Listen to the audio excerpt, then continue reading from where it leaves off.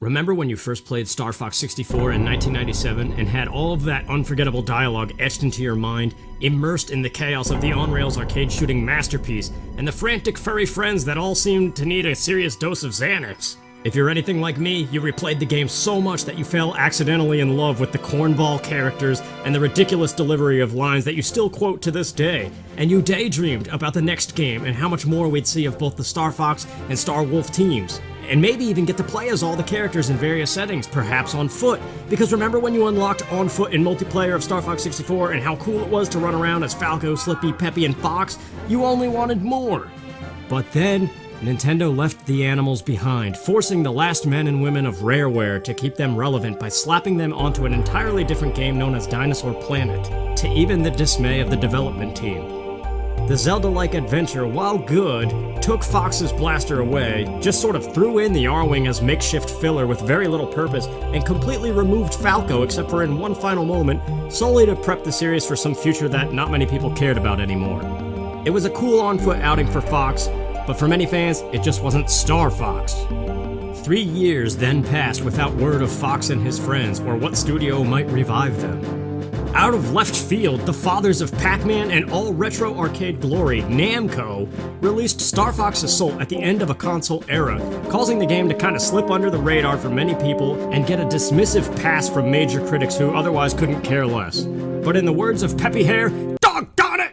It's a dang shame because Star Fox Assault on the GameCube holds the privilege of being the only Star Fox game to this day, since Star Fox 64, that brings the team together in classic arcade space shooting fashion with absolutely no controller gimmicks and advances the storyline beyond the origin tale, dancing with several outstanding gameplay concepts and littered with potential for the franchise, successfully priming the series for perfection. So let's go back to 2005 and look at all Namco got right with the forgotten child of the Star Fox series, Star Fox Assault. On surface level, the game is very short, trite, and perhaps lacks the replay value that Star Fox 64 had. But those two games follow two different formulas. Star Fox 64 is the classic setup of choosing branching pathways to reach the same end goal, encouraging multiple playthroughs to see all of the Lilat system, and beat your score. Star Fox Assault, on the other hand, is driven by narrative, having only one linear path for the purpose of telling a story, with a true start, build-up, climax, and denouement. The brief 10 levels, compared to Star Fox 64's 16 levels, can only be increased in difficulty but otherwise play out the same every time. The game also controls with more of a rugged rigidness compared to Star Fox 64, somehow making enemy kills in the Arwing feel less rewarding and short-lived.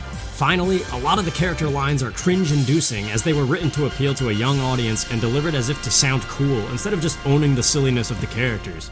But beyond these flaws, Assault has three absolutely brilliant pillars of gameplay that stand very tall: story, on-the-fly vehicle swapping, and on-foot missions. Mission 1 introduces the Star Fox team back together at last in a classic Armada skirmish, then even takes it further by bringing you down to the planet's surface for the first multi-phase mission of the franchise. But it's in Mission 2 where you really start to see the beauty and potential of Star Fox Assault. For the first time ever in story mode, you are Fox on foot, armed with a chargeable blaster and running swiftly through squadrons of bugs, similar to the outstanding Jet Force Gemini on the N64. Very quickly, you pick up more weapons that all have a use to fit various situations and enemies of great fortitude. The most frequently used beyond the standard blaster are the machine gun, useful for mowing down big groups of weak enemies, the sniper rifle, awesome for a one-hit kill from a distance, the homing launcher, great for obliterating almost anything, and the Gatling gun, an overpowered machine gun rarity that cuts through everything with limited ammo. But there are also some smaller weapons that can be a lot of fun to mess around with, such as cluster grenades and sensor bombs. Multiplayer features special weapons that can't be used in story mode as well, like the Demon Launcher. This on-foot gameplay is the one-of-a-kind selling point of Star Fox Assault that drives even the versus mode multiplayer at its core, turning Star Fox into a third-person shooter with optional vehicles. That's right, optional. Because also in Mission 2, you quickly are sent a Landmaster tank to mow down enemies. But if you are having more fun on foot, you can just jump out of it with a simple press of the Z button. This also creates a fun, though clunky, option for multiplayer, as you can have a friend ride on top of your Landmaster, Arwing, or Wolfen. Which, oh yeah, you can fly Star Wolf's ship in multiplayer and even play as Wolf himself, a Star Fox 64 fan's dream come true. But the game doesn't stop with the ideas there and just takes it further. Mission 3 shows probably best of all the potential for the Star Fox series, but more on that in a second. For now, on the topic of riding on top of an Arwing, let's jump to Mission 4's second phase. You are strapped tight on Falco's wing with a rapid-fire plasma cannon blasting away at incoming hostiles from all angles, which is the coolest thing ever that just puts a slight twist on the on-rails gameplay. You can try to mimic this in multiplayer as well, but it's very clunky as your movement speed easily makes you fall off of whatever vehicle you're riding, which kinda creates a sense of wanting, like a game designed around this feature. Which takes us right back to the biggest point I want to drive home about Star Fox Assault: potential. On that note, let's deep dive back into Mission 3.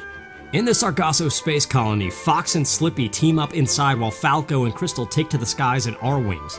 This creates a spectacular level with an open-ended solution for the player, who is forced to utilize the varied weapons on foot to take out enemy targets while keeping an eye on the sky threat meter.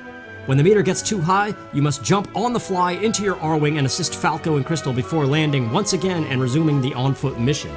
This multi-vehicle gameplay is awesome, and no other Star Fox game utilizes it. But the bigger thing I see here is an unbelievable potential for the next installment of the franchise.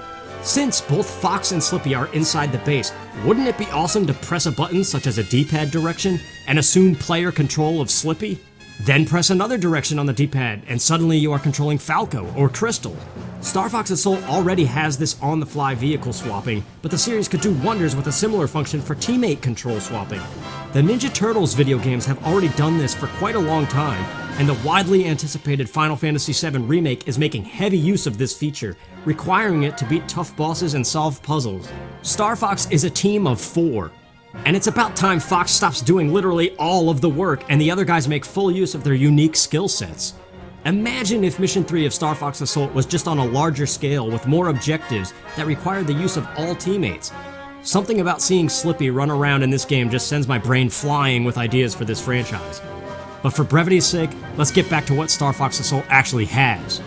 Probably the greatest element at play in this game is the music, which is all orchestrated remixes of Star Fox 64 songs, but also has a few unique tracks, the best of which is probably Mission 6, Reunion on Saria. Just take a listen to the main hook.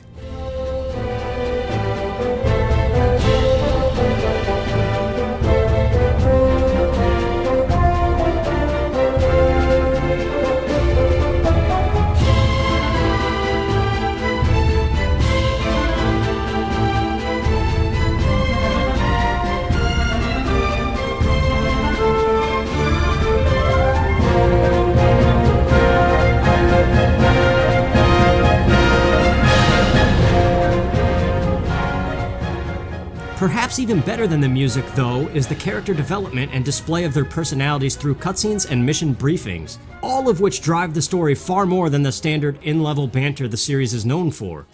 Slippy Toad is especially animated and portrayed as a much more likable guy than his Star Fox 64 counterpart, something that would be even further expanded on in this game's direct sequel, Star Fox Command. The personalities, although very surface level, really show better than in any other Star Fox game, whether it's Fox's calm, commanding demeanor, be ready for anything and everything. Strap in, buckle down, and hit the planet. Falco's brash impatience, What are you two doing? Let's go! Peppy's old man wisdom, Aporoid hatchers. This must be how they multiply. Slippy's lighthearted genius, Apoptosis, huh? You mean they contain cells that are created for the purpose of self-destruction? or silliness, Ah! or Crystal's nurturing persona. I'm sensing a distress call from planet Saria. Saria? From Tricky? I'm not sure, but I sense cries of agony. The game even unites the Star Wolf rivals with the Star Fox team to take on a larger threat. So by the end of the brief adventure, you can see past the instances of bad dialogue and actually feel for the characters. At times, it's like watching a short movie of the Star Fox team, and that's just a guilty pleasure kind of thing.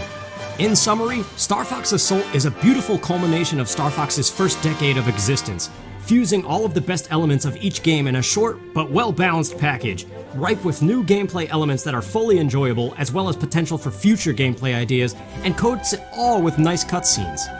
While it may not be the best game in the franchise, It by far has the best on-foot gameplay, really showcases the Star Fox team's personalities, blends Arwing and Landmaster gameplay smoothly with multifaceted missions, and in my opinion, should be the standard for which all future Star Fox games are built upon. It is the best standalone, non-origin story Star Fox game with so many ideas ripe for the taking that if expanded upon and presented with the fluidity of Star Fox 64, could maybe finally breed the perfect Star Fox game we've all been waiting a very long time for. It by itself does not achieve the heights of perfection the franchise so desperately needs, but it has all the ingredients laid out. And that is why I say Star Fox Assault on the GameCube is primed for perfection. Now it's time Nintendo capitalizes on all the potential and creates the perfect Star Fox game. I'm Bill from Good Old Days Gaming, and thanks for watching. Lived my days. The outcome of this battle hangs on you, team. Are you all ready? Launch all ships.